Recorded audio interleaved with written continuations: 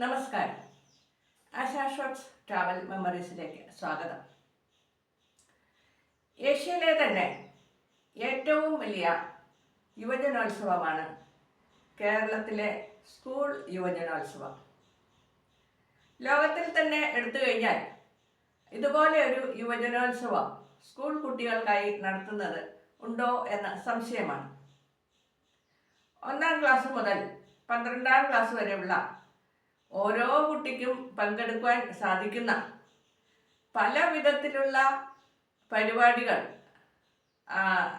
അത് രചനയാകട്ടെ, പ്രസംഗമാകട്ടെ, പാട്ട്, dance, group ചേർന്നുള്ള കളികൾ, അങ്ങനെ പലവിധ വിഭാഗങ്ങളിലായി ഓരോ കുട്ടിയെയും പങ്കെടുപ്പിച്ചുകൊണ്ടുള്ള അവസാനം വിജയിയെ കണ്ടെടുക്കുന്ന ഈ മാസങ്ങളോളം നീണ്ടു നിൽക്കുന്ന ഈ മേള കേരളത്തിൻ്റെ വലിയ ഒരു ഉത്സവം തന്നെയാണ്.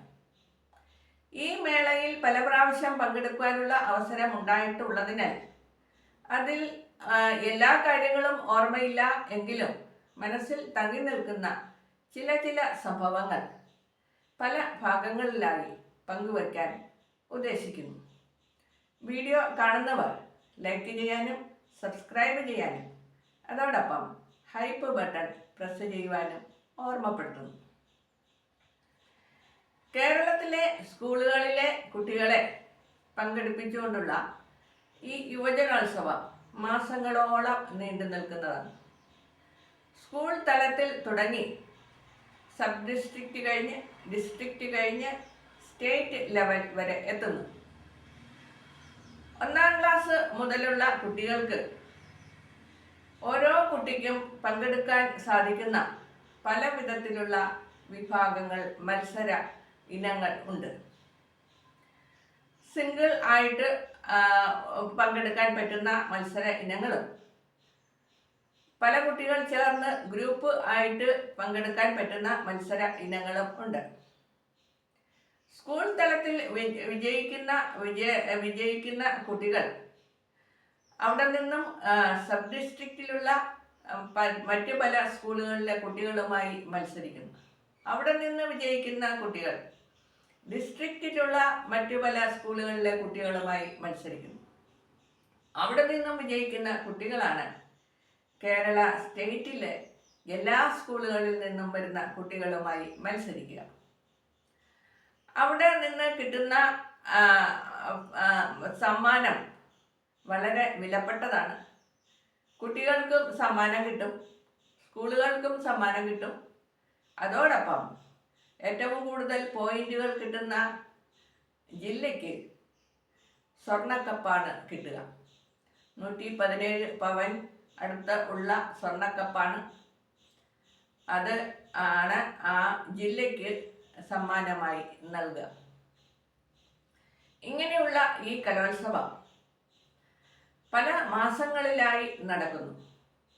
അങ്ങനെ പല മാസങ്ങളിലായി നടക്കുന്ന ഈ ഉത്സവം ഓരോ സ്ഥലങ്ങളിലും വെച്ച് നടക്കുമ്പോൾ ആ ദേശവാസികൾക്കും അതിൽ കുട്ടികളുമായി പോകുന്ന അധ്യാപകർക്കും കുട്ടികളുടെ മാതാപിതാക്കൾക്കും അതുപോലെ തന്നെ കുട്ടികൾക്കും ഒരു ഉത്സവമായി മാറുന്നു.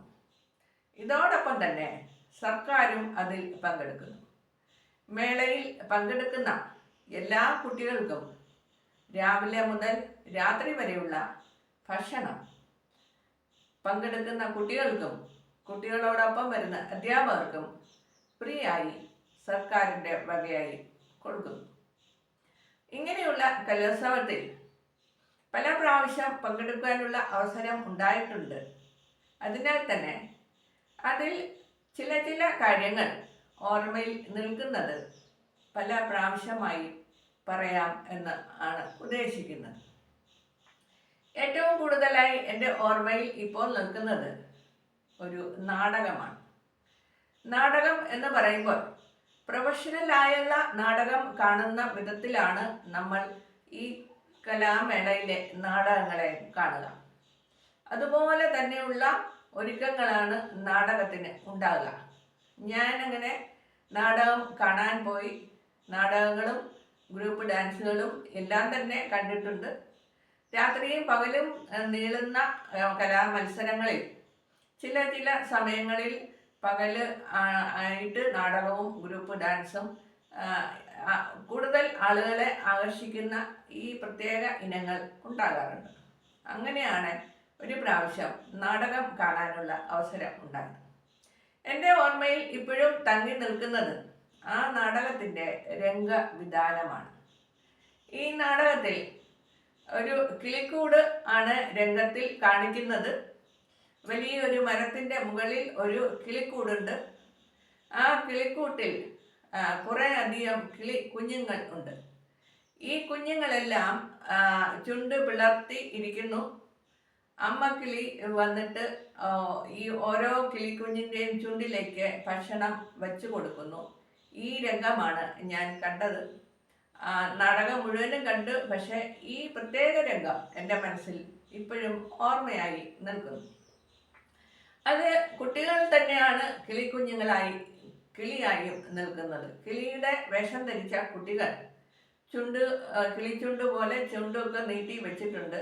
അത് കിളിക്കൂടിനകത്ത് 4-5 കുട്ടികൾ ഉണ്ട്. അവരുടെ തലയും ചുണ്ടും മാത്രമാണ് മുകളിലേക്ക് നീണ്ടു നിൽക്കുക. എല്ലാവരും ചുണ്ട് പിളർത്തിയാണ് നിൽക്കുന്നത്. അമ്മ കിളി വന്നിട്ട് ഈ ഓരോ ചുണ്ടുകളിലേക്കും ഭക്ഷണം വെച്ചു കൊടുക്കുന്ന രംഗമാണ് കണ്ടത്. ഈ രംഗം ഇന്നും എൻ്റെ മനസ്സിൽ നിൽക്കുന്നു. എന്ത് ഭംഗിയായിട്ടാണ് ഇതിലെ രംഗവിധാനങ്ങൾ ചെയ്യുക. അതിൻ്റെ പുറകിൽ പ്രയത്നിച്ച ആർട്ടിസ്റ്റുകളെ നമ്മൾ നമസ്കരിക്കേണ്ടതുണ്ട്. ധാരാളമായി കാശും ചിലവുള്ള സംഗതികളാണ് ഇതുപോലെയുള്ള ഗ്രൂപ്പ് ഇനങ്ങളായ നാടകവും ഗ്രൂപ്പ് ഡാൻസും മറ്റ് ഇനങ്ങളും. അതിനെപ്പറ്റിയൊക്കെ വീണ്ടും സംസാരിക്കാം മറ്റൊരു വീഡിയോയിൽ. നമസ്കാരം.